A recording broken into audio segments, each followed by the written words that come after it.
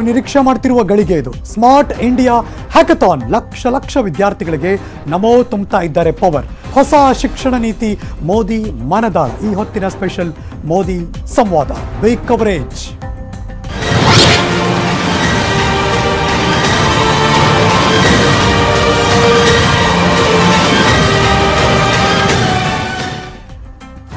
ಮೋದಿ ಸಂವಾದದ ಬಿಗ್ ಕವರೇಜ್ನ ಮೊದಲ breaking news. Smart India hackathon 2020 finale. Hackathon 2020 ಬಗ್ಗೆ ನಮೋ ಕೆಲವೇ ಕ್ಷಣದಲ್ಲಿ ಮಾತನ್ನ ಶುರು ಮಾಡ್ತಾರೆ. ಫೈನಲಿಸ್ಟ್ ಸ್ಪರ್ಧಿಗಳ ಜೊತೆ ನರೇಂದ್ರ ಮೋದಿ ಅವರು ಸಂವಾದ ಕೂಡ ನಡೆಸ್ತಾರೆ. Breaking news.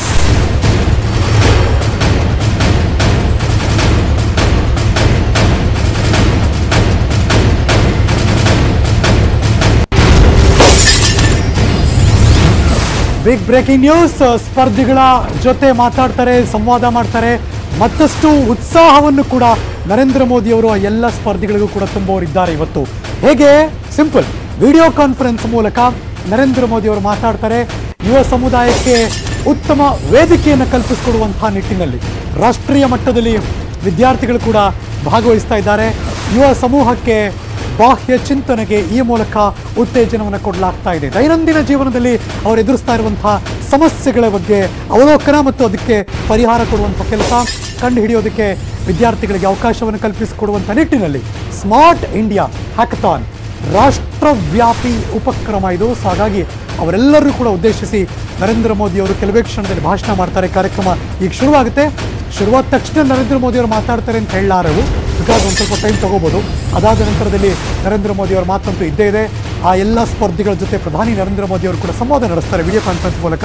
ಬಿಕಾಸ್ ಮಾತಷ್ಟೇ ಕೇಳಿಸ್ಕೊಳ್ಳದೆ ಅವರ ಅಭಿಪ್ರಾಯಗಳಿಗೂ ಕೂಡ ಈ ವೇದಿಕೆ ಹಾಕಿರೋದ್ರಿಂದ ವೆರಿ ಗುಡ್ ಮೂವ್.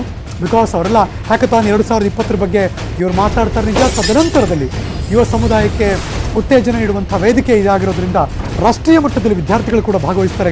ದೇಶದ ಮೂಲೆ ಮೂಲೆಗಳಿಂದ ಆ ಯುವ ಸಮೂಹಕ್ಕೆ ಬಾಹ್ಯ ಚಿಂತನೆಗೆ ಈ ಮೂಲಕ ಅವಕಾಶವನ್ನು ಮಾಡಿಕೊಡುವಂಥ ಕೆಲಸ. ಹಾಗಾಗಿಯೇ ಸ್ಪರ್ಧಿಗಳಿಗೆ ಮತ್ತಷ್ಟು ಉತ್ಸಾಹ, ಈ ಮೂಲಕ ಒಂದೊಂದು ಎನರ್ಜಿ ಬೂಸ್ಟರ್ ಡೋಸ್ ಇದು. ಹಾಗಾಗಿ ಮೊದಲ ಸ್ಮಾರ್ಟ್ ಇಂಡಿಯಾ ಹ್ಯಾಕಥಾನ್ 2017 ನಡೆದಿತ್ತು. 42,000ಕ್ಕೂ ಅಧಿಕ ವಿದ್ಯಾರ್ಥಿಗಳು ಭಾಗವಹಿಸಿದರು 3 ವರ್ಷದ ಹಿಂದೆ. 18ರಲ್ಲಿ 1 ಲಕ್ಷ ಹೆಚ್ಚು ವಿದ್ಯಾರ್ಥಿಗಳು ಭಾಗವಹಿಸಿದರು.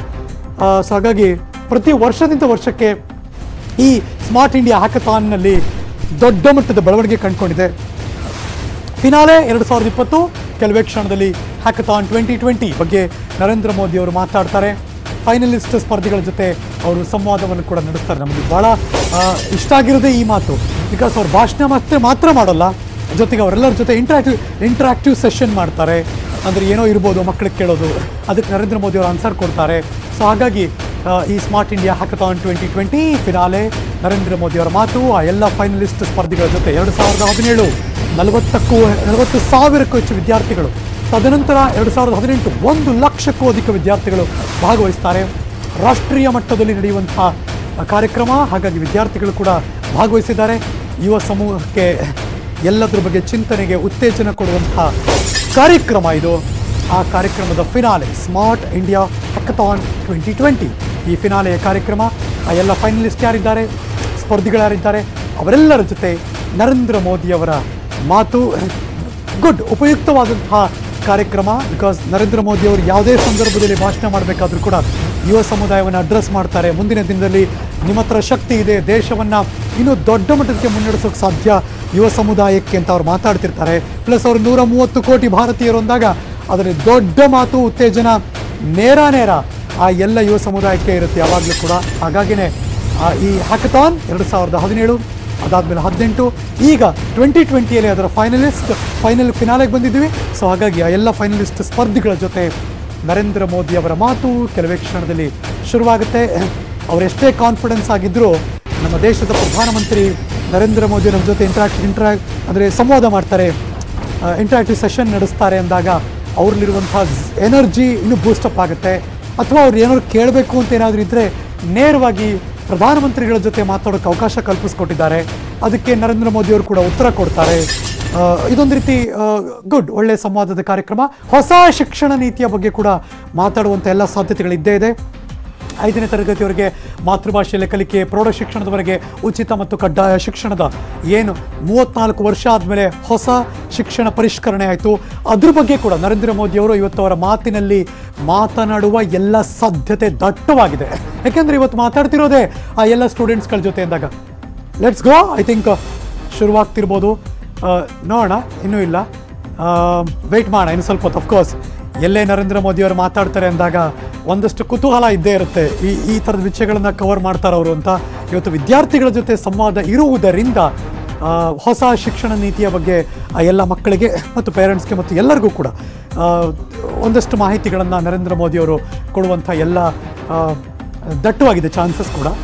ಇದು ಹೊಸ ಶಿಕ್ಷಣ ನೀತಿಯ ಬಗ್ಗೆ, ಯಾಕೆಂದರೆ ಯುವ ಸಮೂಹ ಎಲ್ಲರೂ ತಿರುಗಿ ನೋಡ್ತಾ ಇರೋದ್ರಿಂದ ಈ ಹೊಸ ಶಿಕ್ಷಣ ನೀತಿಯ ಬಗ್ಗೆ ಮಗದೊಂದು ಕಡೆ ಹ್ಯಾಕಥಾನ್ 2020 ಅದರ ಫಿನಾಲೆ ಆ ಫೈನಲಿಸ್ಟ್ಗಳ ಜೊತೆ ಮಾತನಾಡ್ತಾರೆ ನರೇಂದ್ರ ಮೋದಿಯವರು ಕೆಲವೇ ಕ್ಷಣ. ಎನಿ ಮೂಮೆಂಟ್ ನಾವು ವೆಯ್ಟ್ ಮಾಡ್ತಾ ಇದ್ದೀವಿ.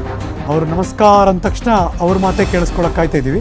ಬಟ್ ಸ್ಟಿಲ್ ಅಲ್ಲಿ ತನಕ ಒಂದಷ್ಟು ಮಾಹಿತಿಯನ್ನು ನಿಮ್ಮೆಲ್ಲರ ಗಮನಕ್ಕೆ ವೇದಿಕೆಯನ್ನು ಸೆಟ್ ಮಾಡ್ತಾ ಇದ್ದೀವಿ. ಅವರ ಮಾತುಗಳು ಹೇಗಿರುತ್ತೆ, ಇವತ್ತು ಏನೆಲ್ಲ ಆಯಾಮಗಳಲ್ಲಿ ಅವರ ಮಾತುಗಾರಿಕೆ ಇರಬಹುದು ಎಲ್ಲವನ್ನು ಕೂಡ ನನ್ನ ಕೊಲೀಗ್ಸ್ ಕೂಡ ಡಿಸ್ಪ್ಲೇ ಮಾಡ್ತಿರೋ ಒಂದಷ್ಟು ಪಾಯಿಂಟ್ಸ್ ನಿಮ್ಮೆಲ್ಲರ ಗಮನಕ್ಕೆ.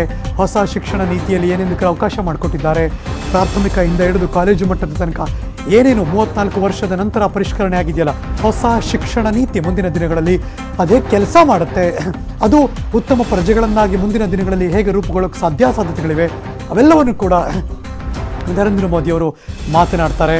ಆ ಶಿಕ್ಷಣ ನೀತಿಯ ಬಗ್ಗೆ ಈಗಾಗಲೇ ಏನು ಪರಿಷ್ಕರಣೆ ಆಗಿದೆ ಅದರ ಒಂದಷ್ಟು ಮಾಹಿತಿಯನ್ನು ನಿಮ್ಮೆಲ್ಲರ ಗಮನಕ್ಕೆ ಈ ಕ್ಷಣ ಕೊಡುವಂಥ ಕೆಲಸ. ಪ್ಲಸ್ ಸ್ಮಾರ್ಟ್ ಇಂಡಿಯಾ ಹ್ಯಾಕಥಾನ್, ಈಗಾಗಲೇ ನಾನು ಮೆನ್ಷನ್ ಮಾಡಿರೋ ಹಾಗೆ 42,000ಕ್ಕೂ ಅಧಿಕ ವಿದ್ಯಾರ್ಥಿಗಳು, 1 ಲಕ್ಷಕ್ಕೂ ಹೆಚ್ಚು ವಿದ್ಯಾರ್ಥಿಗಳು. ನಾನು ಅದನ್ನೇ ಹೇಳ್ತಾ ಇದ್ದೀನಿ, ಎಲ್ಲವೂ ಕೂಡ ನಿಮ್ಮ ಗಮನಕ್ಕೆ ಬರಲಿ ಅಂತ. ನೀವು ಓದ್ತಾ ಇದ್ದೀರಾ ಬೇಗ. ಅಫ್ಕೋರ್ಸ್ ರಿಪೀಟೆಡ್ಲಿ ತೋರಿಸ್ತಾ ಇದ್ದೀವಿ, ನೀವು ಸ್ಕ್ರೀನ್ ನೋಡಿ ನೀವು ಆರಾಮಾಗಿ ಕೂತು ನೀಟಾಗಿ ಓದ್ಕೋತಾ ಇರ್ಬೋದು. ಅದು ಬರ್ತಾ ಹೋಗ್ತಾ ಇರುತ್ತೆ ಏನೇನೆಲ್ಲ ಪಾಯಿಂಟ್ಸ್ಗಳಿದೆ ಅಂತ. ಒಂದು smart India hackathon very clear, because ಅದು ಫಿನಾಲೆ ನಡೀತಾ ಇದೆ. ಹಾಗಾಗಿ ನರೇಂದ್ರ ಮೋದಿ ಅವರ ಮಾತು ಆ ಎಲ್ಲ ರಾಷ್ಟ್ರೀಯ ಮಟ್ಟದಲ್ಲಿ ನಡೆಯುತ್ತೆ. ಹಾಗಾಗಿ ದೇಶದ ಮೂಲೆಗಳಿಂದ ಭಾಗವಹಿಸಿರ್ತಾರೆ. ಈಗ ಫೈನಲಿಸ್ಟ್ ಬಂದಿದ್ದಾರೆ, ಆ ಎಲ್ಲ ಫೈನಲಿಸ್ಟ್ ಸ್ಪರ್ಧಿಗಳ ಜೊತೆ ನರೇಂದ್ರ ಮೋದಿ ಅವ್ರ ಮಾತಿರುತ್ತೆ. ಇನ್ನೊಂದು ಹೊಸ ಶಿಕ್ಷಣ ನೀತಿ, ಅಲ್ಲೂ ಕೂಡ ಏನೆಲ್ಲ ಪರಿಷ್ಕರಣೆ ಆಗಿದೆ ಅದ್ರ ಬಗ್ಗೆ ಕೂಡ ನರೇಂದ್ರ ಮೋದಿ ಅವರು ಮಾತಾಡ್ತಾರೆ. 10,000ಕ್ಕೂ ಹೆಚ್ಚು ವಿದ್ಯಾರ್ಥಿಗಳು ಉತ್ತೇಜನ ಆಗ್ತಾ ಇದೆ. 37 ಕೇಂದ್ರ ಸರ್ಕಾರಿ ಇಲಾಖೆಗಳು, ಒಂದಷ್ಟು ಮಾಹಿತಿ. ಈ ಎಲ್ಲ ಸ್ಮಾರ್ಟ್ ಇಂಡಿಯಾ ಹ್ಯಾಕಥಾನ್ ಹೇಗೆಲ್ಲ ನಡೀತು, ಹೇಗೆಲ್ಲ ಅದರ ಪ್ರಕ್ರಿಯೆಗಳು 3 ವರ್ಷದಿಂದ ನಡೀತಾ ಇದೆ, ಹೇಗೆ ಭಾಗವಹಿಸಿದ್ರು, ಯಾರ್ಯಾರಿದ್ದರು ಈ ಸ್ಮಾರ್ಟ್ ಇಂಡಿಯಾ ಹ್ಯಾಕಥಾನ್ನಲ್ಲಿ. 2019ರಲ್ಲಿ 2018ರಲ್ಲಿ 2 ಲಕ್ಷ, 19ರಲ್ಲಿ 2 ಲಕ್ಷ, ಈ ಬಾರಿ 4.5 ಲಕ್ಷ. ಬಾಬಾ 3 ವರ್ಷದ ಹಿಂದೆ ಇಮ್ಯಾಜಿನ್. 2017ರಲ್ಲಿ 42,000 ಜನ, 2018ರಲ್ಲಿ 1 ಲಕ್ಷ, 2019ರಲ್ಲಿ 2 ಲಕ್ಷ, 2020ರಲ್ಲಿ 4.5 ಲಕ್ಷ ಜನ ಭಾಗವಹಿಸ್ತಾರೆ. Great.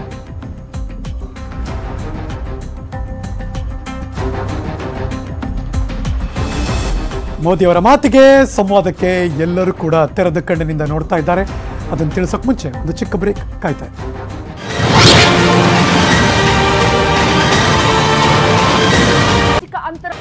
Welcome back. All India council of technical education ಅವರು ಕಂಡಕ್ಟ್ ಮಾಡುವಂತಹ smart India hackathon very interesting, because ವರ್ಷದಿಂದ ವರ್ಷಕ್ಕೆ ಅತಿ ಹೆಚ್ಚು ಮಕ್ಕಳು ಭಾಗವಹಿಸ್ತಿರುವಂತಹ ಸ್ಮಾರ್ಟ್ ಇಂಡಿಯಾ ಹ್ಯಾಕಥಾನ್ ಇದು. ಈ ಬಾರಿ 2020ರಲ್ಲಿ 4.5 ಲಕ್ಷ ಜನ ಭಾಗವಹಿಸಿದ್ದಾರೆ. ಅದರಲ್ಲಿ ಈಗ ಫಿನಾಲೆಗೆ ಬಂದಿದೆ, ಗ್ರ್ಯಾಂಡ್ ಫಿನಾಲೆ ಶುರುವಾಗಬೇಕು. ಆ ಎಲ್ಲ ಮಕ್ಕಳ ಜೊತೆ ಸಂವಾದ ಕಾರ್ಯಕ್ರಮವನ್ನು ನರೇಂದ್ರ ಮೋದಿ ಮಾಡೋದಕ್ಕೆ ರೆಡಿಯಾಗಿದ್ದಾರೆ. 42,000 ಮೊದಲನೇ ವರ್ಷ, 2ನೇ ವರ್ಷ 1 ಲಕ್ಷ, 3ನೇ ವರ್ಷ 2 ಲಕ್ಷ, 4ನೇ ವರ್ಷ ಈ ಬಾರಿ 4.5 ಲಕ್ಷ ಜನ ಈ ಸ್ಮಾರ್ಟ್ ಇಂಡಿಯಾ ಹ್ಯಾಕಥಾನ್ನಲ್ಲಿ ಭಾಗವಹಿಸಿದ್ದಾರೆ. ದೇಶದಾದ್ಯಂತ ನಡೆಯುವಂಥ ವಿದ್ಯಾರ್ಥಿಗಳ ಸ್ಪರ್ಧೆ. ಹಾಗಾಗಿ ಯಾರ್ ಸ್ಮಾರ್ಟ್ ಹ್ಯಾಕಥಾನ್ 2020 ನರೇಂದ್ರ ಮೋದಿ ಅವರ ಮಾತು ಎನಿ ಮೊಮೆಂಟ್ ಅವರ ಮಾತು ಶುರುವಾಗುತ್ತೆ. ಮತ್ತಷ್ಟು ಮಾಹಿತಿ ನನ್ನ ಸಹೋದ್ಯೋಗಿ ರಾಷ್ಟ್ರ ರಾಜಧಾನಿ ದೆಹಲಿಯಿಂದ ಧರಣೇಶ್ ಬೂಕನಕೆರೆ ದೂರವಾಣಿ ಸಂಪರ್ಕದಲ್ಲಿದ್ದಾರೆ. Good evening Dharanesh.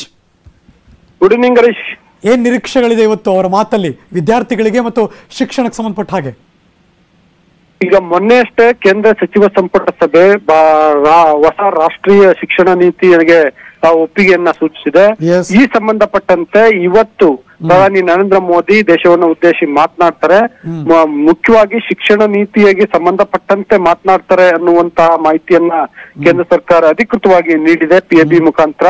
ಹಾಗಾಗಿ ಇವತ್ತು ಅದೇ ವಿಷಯಕ್ಕೆ ಸಂಬಂಧಪಟ್ಟಂತೆ ಮಾತ್ರ ಮಾತನಾಡ್ತಾರೆ ಬೇರೆ ವಿಷಯಗಳು, ಅದು ಕರೋನಾ ಇರ್ಬೋದು, ಅನ್ಲಾಕ್ ಇರ್ಬೋದು, ಅಥವಾ ಬೇರೆ ಸಮಸ್ಯೆಗಳ ಬಗ್ಗೆ ಆಗ್ಲಿ ಅಥವಾ ವಿಷಯಗಳ ಬಗ್ಗೆ ಆಗ್ಲಿ. ಧರಣೇಶ್ ಮೋದಿ ಅವರು ಮಾತಾಡ್ತಿದ್ದಾರೆ ಎಂದಾಗ ವಿದ್ಯಾರ್ಥಿಗಳ ನಿರೀಕ್ಷೆ ಹೇಗಿದೆ? ಸಹಜವಾಗಿ ಈಗ ಅವರು ಫಸ್ಟ್ ಆಫ್ ಆಲ್ ಈ ಸಲ ಕ್ಲೂ ಕೊಟ್ಟಿದ್ದಾರೆ, ಸಬ್ಜೆಕ್ಟ್ ಯಾವ್ದು ಅಂತ. ಇಷ್ಟು ದಿನ ಕ್ಲೂ ಕೂಡ ಇರ್ತಿರ್ಲಿಲ್ಲ.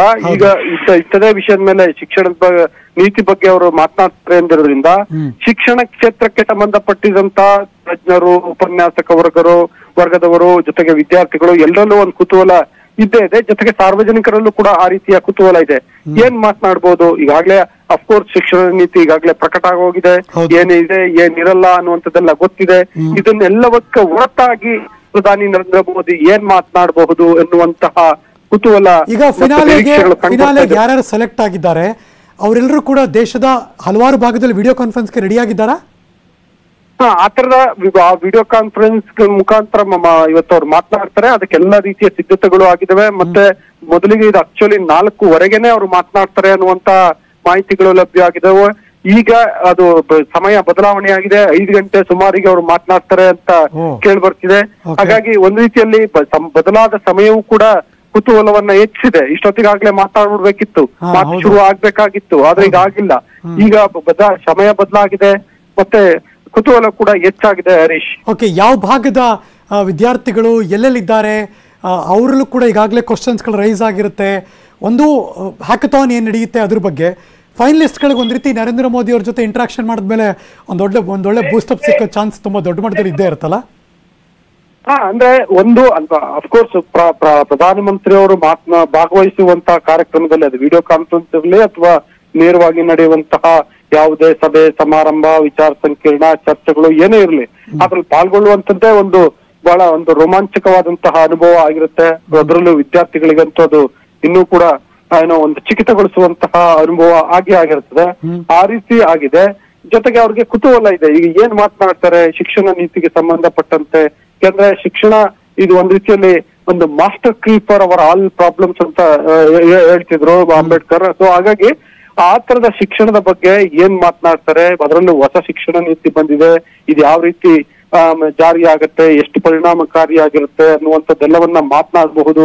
ಮತ್ತೆ ಅವರು ಕೆಲವು ಸಂದರ್ಭಗಳಲ್ಲಿ ಕೆಲವು ಟಿಪ್ಸ್ ಅನ್ನ ಕೊಡ್ತಿರೋದು ನಾವು ನೋಡಿದೀವಿ. ಹಾಗಾಗಿ ವಿದ್ಯಾರ್ಥಿಗಳಿಗೆ, ಪೋಷಕರಿಗೆ ಏನಾದ್ರು ಮಾತನಾಡಬಹುದು, ಅವ್ರ ಕುರಿತು ಸಲಹೆಗಳನ್ನು ಕೊಡ್ಬೋದು, ಟಿಪ್ಸ್ ಗಳನ್ನ ಕೊಡ್ಬೋದು ಅನ್ನುವಂತ ನಿರೀಕ್ಷೆಗಳು, ಕುತೂಹಲಗಳು ಕೂಡ ಕಂಡು ಬರ್ತಾ ಇದಾವೆ. Harish, okay, anybody from Karnataka? ಅಲ್ಲಿ ಇನ್ನು ಅದನ್ನ ಯಾವುದೇ ಎಲ್ಲಿಂದ ಎಷ್ಟು ಜನ ಅನ್ನುವಂಥದ್ದನ್ನ ಮಾಹಿತಿಗಳನ್ನ ಅವರು ಕೇಂದ್ರ ಸರ್ಕಾರದ ಮಾನವ ಸಂಪನ್ಮೂಲ ಇಲಾಖೆ ಆಗ್ಲಿ ಅಥವಾ ಕೇಂದ್ರ ಸರ್ಕಾರದ ಇನ್ನಿತರ ಯಾವುದೇ ಇಲಾಖೆಯಿಂದಾಗ್ಲಿ ಟೆಕ್ನಿಕಲ್ ಎಜುಕೇಶನ್ ತಾನೇ ಮಾಡ್ತಿರೋದು, ಅವ್ರ ಅಡಿಯಲ್ಲಿ ನಡೆದಿರೋದು ಇದು. ಸೊ ಅದೇ ಅವ್ರು ಯಾರು ಕೂಡ ಈ ಸಂಬಂಧಪಟ್ಟಂತೆ ಅಧಿಕೃತವಾದಂತ ಮಾಹಿತಿಗಳನ್ನ ಬಿಡುಗಡೆ ಮಾಡಿಲ್ಲ. Harish, okay okay okay okay. So ಹಾಗಿದ್ರೆ 5 ಗಂಟೆಗೆ ಫಿಕ್ಸ್ ಆದವು ನರೇಂದ್ರ ಮೋದಿ ಅವರ ಭಾಷಣ ಶುರು ಆಗೋದು? ಅದು ಅರೌಂಡ್ 5 PM ಅಂತ ಇದೆ. ಹಾಗಾಗಿ ಅದು ಬಹುಶಃ ವಿದ್ಯಾರ್ಥಿಗಳ ಜೊತೆಗಿನ ಸಂವಾದ ಏನಾದ್ರು ಸ್ವಲ್ಪ ಲಂಬ ಆದ್ರೆ, ಮತ್ತೆ ಪ್ರಧಾನಿ ಅವರ ವಿದ್ಯಾರ್ಥಿಗಳ ಜೊತೆ ಹೆಚ್ಚು ಮಾತನಾಡಿದ್ಯಾ ಆದ್ರೆ ಬಹುಶಃ ತಡ ಆಗ್ಬೋದು ಅಥವಾ ಸ್ವಲ್ಪ ಬೇಗನೂ ಆಗಬಹುದು. ಅರೌಂಡ್ 5 PM ಅಂತೇಳಿ ಮೆನ್ಷನ್ ಮಾಡಿದೆ ಈಗ ಕೇಂದ್ರ ಸರ್ಕಾರದ ಮೂಲಗಳಿಂದ ಬಂದಿರುವಂತಹ ಮೆಸೇಜ್ಗಳಲ್ಲಿ. ಅದರಿಂದಾಗಿ 5 ಗಂಟೆ ಸುಮಾರಿಗೆ ಪ್ರಧಾನಿ ನರೇಂದ್ರ ಮೋದಿ ದೇಶವನ್ನು ಉದ್ದೇಶಿಸಿ ಶಿಕ್ಷಣ ನೀತಿಯ ಬಗ್ಗೆ ಮಾತನಾಡಬಹುದು ಅಂತ ಹೇಳಲಾಗ್ತಿದೆ. Harish, okay, right, thank you so much Dharanesh Bookanakere ಈ ಕ್ಷಣದ ಮಾಹಿತಿಗಾಗಿ. Smart India hackathon video conference ಮೂಲಕ ನರೇಂದ್ರ ಮೋದಿ ಅವರ ಮಾತು ಕೆಲವೇ ಕ್ಷಣದಲ್ಲಿ ಶುರುವಾಗೋದಿದೆ. ಈಗಾಗಲೇ ಮೆನ್ಷನ್ ಮಾಡಿದ ಹಾಗೆ 4:15 ಸ್ಕೆಡ್ಯೂಲು, ಬಟ್ ಸ್ಕೆಡ್ಯೂಲ್ ಒಂಚೂರು ರೀಫ್ ಶಫಲ್ ಆಗಿದೆ ಅನ್ನೋ ಮಾಹಿತಿ ಬರ್ತಾ ಇದೆ. ಸೊ ಹಾಗಾಗಿ all are waiting. All India council of technical education ಈ ವರ್ಷ ಕಂಡಕ್ಟ್ ಮಾಡಿರುವಂಥ ಹ್ಯಾಕಥಾನ್ ಇದು. ಸೊ ಹಾಗಾಗಿ ಟೆಕ್ನಿಕಲ್ ಎಜುಕೇಷನ್ ಅವರು ಕಂಡಕ್ಟ್ ಮಾಡಿರೋ ಹ್ಯಾಕಥಾನಲ್ಲಿ 4.5 ಲಕ್ಷ ಜನ ಮಕ್ಕಳು ಭಾಗವಹಿಸಿದ್ದಾರೆ. ವೆರಿ ಇಂಟ್ರೆಸ್ಟಿಂಗ್, ಬಿಕಾಸ್ ಪ್ರತಿ ವರ್ಷ ಮಕ್ಕಳಿಗೆ ಇದರಲ್ಲಿ ಭಾಗವಹಿಸಬೇಕು ಅನ್ನೋ ಉತ್ತೇಜನ ಇದ್ದೇ ಇದೆ.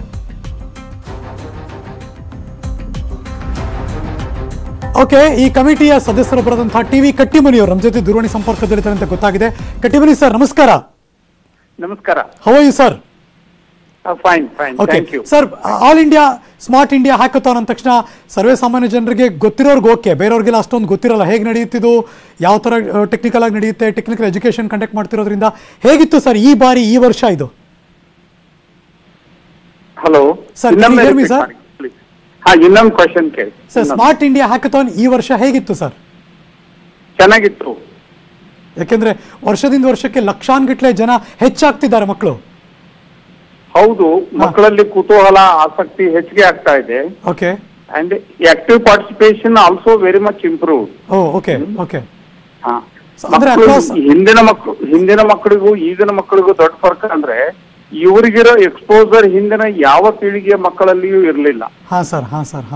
ಆಮೇಲೆ ಸರ್ಕಾರದ ಪ್ರಮುಖರ ಜೊತೆ ಏನು ಈಗ ಇಂಟಿಮೆಸಿ ಬೆಳೀತಾ ಇದೆಯಲ್ಲ, ವಿದ್ಯಾರ್ಥಿಗಳು ಮತ್ತು ಪ್ರಧಾನಮಂತ್ರಿಗಳು ವಿದ್ಯಾರ್ಥಿಗಳು. Okay sir, just second sir, because live ಶುರುವಾಗಿದೆ ಅಂತ ಅನಿಸ್ತಾ ಇದೆ. Let's go live.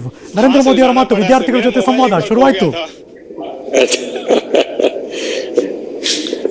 देखिए, आपने इतना एक बड़ा महत्वपूर्ण काम किया है, लोगों के साथ जुड़ा हुआ. Is this available in Indian languages also? हाँ सर, अभी के लिए तो हम इंग्लिश पे फिक्स किए हुए हैं, पर हम अगर डेटा मिल जाए तो हम इसको सारी लैंग्वेजेस में इम्प्लीमेंट कर सकते हैं sir. We have voice input facility as well as all people may not be able to write well. नहीं सर, उस पर हम अभी काम नहीं कर रहे हैं सर, वो भी हम इंटीग्रेट कर सकते हैं सर. चलिए, also please use reassuring language because these people using this chatbot will.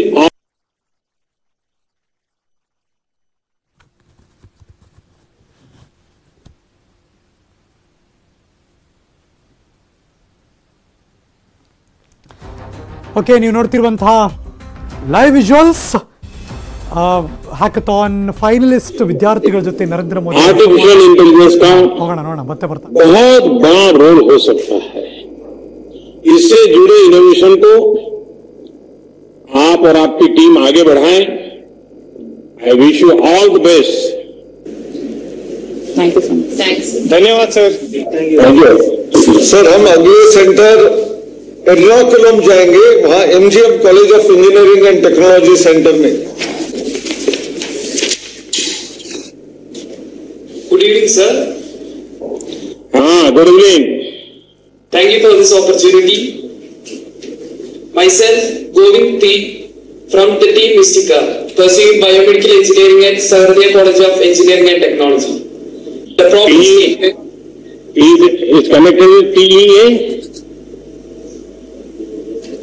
TEA. I am connected with TEA. No, sir.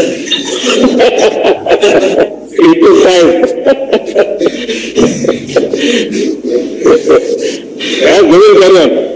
Okay, sir. The problem statement that we are identifying is by GE Healthcare to develop a virtual assistant for medical devices.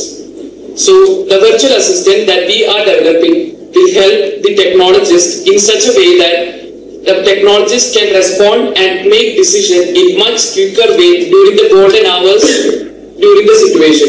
And in the current scenario, where the demand of life-saving equipments are really high, especially like ventilators, so we believe that we can deploy our virtual assistant in those scenarios where, despite of location and any other basic connectivity issues, our virtual assistant will be able to maintain and equally calibrate and ensure that no patient will be affected due to the unwanted issues happening in the ventilators and other life-saving equipment.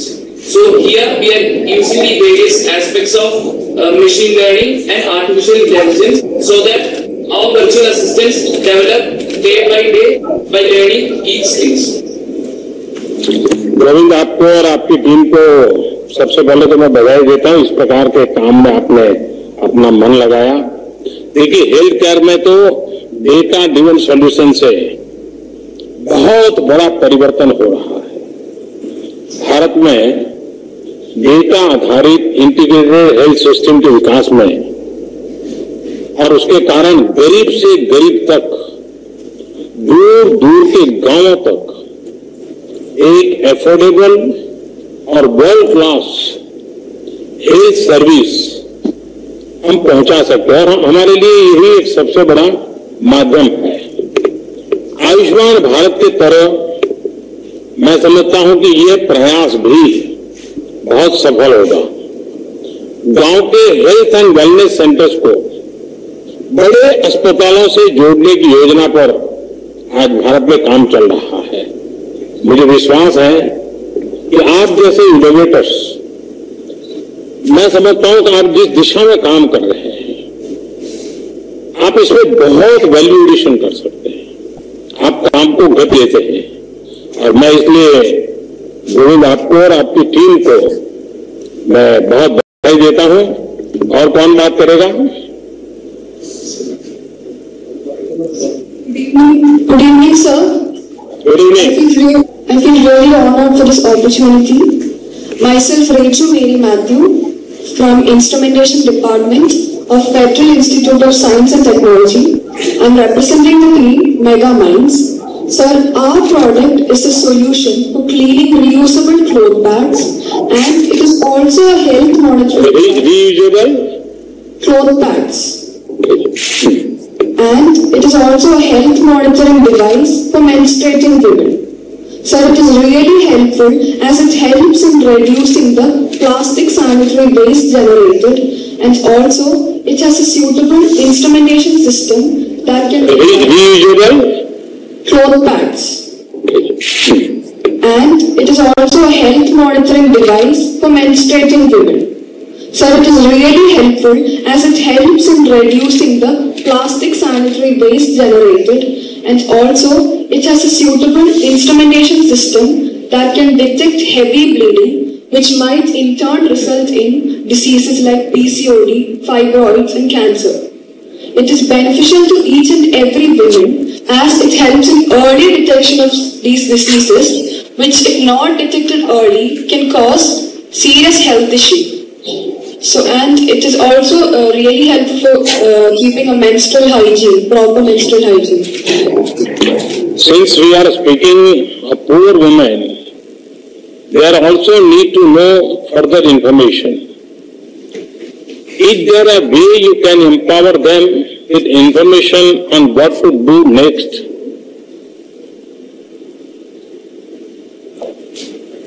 Sir, this product, like the amount spent actually, every woman actually spends almost 150 rupees a month. So, considering a family, assuming that 30 years is a menstrual bleeding duration for every woman, the cost sums up to around 1,50,000. So, sir, our product cost is approximated to rupees 5,000. So, sir, for rural area women, they can also, this product is really helpful for such women also. Of course, this was being done.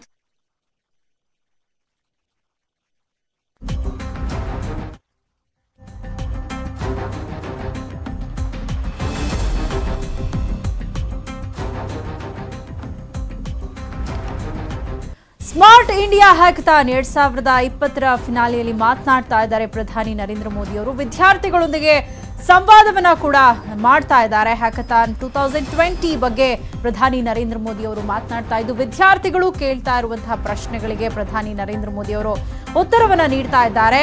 Finalist ಸ್ಪರ್ಧಿಗಳ ಜೊತೆ ಪ್ರಧಾನಿ ನರೇಂದ್ರ ಮೋದಿ ಅವರು ಸಂವಾದವನ್ನ ನಡೆಸ್ತಾ ಇದ್ದಾರೆ. ಸ್ಪರ್ಧೆಗಳಿಗೆ ಮತ್ತಷ್ಟು ಉತ್ಸಾಹವನ್ನ ತುಂಬುವಂತಹ ಕೆಲಸವನ್ನ video conference ಮೂಲಕವೇ ಪ್ರಧಾನಿ ನರೇಂದ್ರ ಮೋದಿ ಅವರು ಮಾಡ್ತಾ ಇರುವಂತದ್ದು. ಇನ್ನು ಈ ಒಂದು ಹ್ಯಾಕಥಾನ್ ನಲ್ಲಿ ಸುಮಾರು 4.5 ಲಕ್ಷಕ್ಕೂ ಹೆಚ್ಚು ವಿದ್ಯಾರ್ಥಿಗಳು ಭಾಗವಹಿಸಿದ್ರು. ಯುವ ಸಮುದಾಯಕ್ಕೆ ಒಂದು ಉತ್ತಮವಾದಂತಹ ವೇದಿಕೆ ಇದಾಗಿದ್ದು ರಾಷ್ಟ್ರೀಯ ಮಟ್ಟದಲ್ಲಿ ವಿದ್ಯಾರ್ಥಿಗಳು ಭಾಗವಹಿಸಿದ್ದಾರೆ. ಇನ್ನು ಈ ಒಂದು ವಿದ್ಯಾರ್ಥಿಗಳ ಜೊತೆ ಪ್ರಧಾನಿ ನರೇಂದ್ರ ಮೋದಿ ಅವರು ಸಂವಾದವನ್ನ ನಡೆಸ್ತಾ ಇದ್ದಾರೆ. ವಿದ್ಯಾರ್ಥಿಗಳು ಕೇಳುವಂತಹ ಪ್ರಶ್ನೆಗಳಿಗೆ ಉತ್ತರವನ್ನ ನೀಡ್ತಾ ಇದ್ದಾರೆ. ರಾಷ್ಟ್ರೀಯ ಮಟ್ಟದಲ್ಲಿ ವಿದ್ಯಾರ್ಥಿಗಳು ಭಾಗವಹಿಸಿದ್ದು ಯುವ ಸಮೂಹಕ್ಕೆ ಬಾಹ್ಯ ಚಿಂತನೆಗೆ ಉತ್ತೇಜನವನ್ನ ನೀಡುವಂತಹ ಕೆಲಸ ಆಗ್ತಾ ಇದೆ. ಇನ್ನು ದೈನಂದಿನ ಜೀವನದಲ್ಲಿ ಎದುರಿಸ್ತಾ ಇರುವಂತಹ ಸಮಸ್ಯೆಗಳಿಗೆ ಪರಿಹಾರವನ್ನ ಕಂಡುಹಿಡಿಯಲು ವಿದ್ಯಾರ್ಥಿಗಳಿಗೆ ಅವಕಾಶವನ್ನ ಮಾಡಿಕೊಡಲಾಗಿತ್ತು.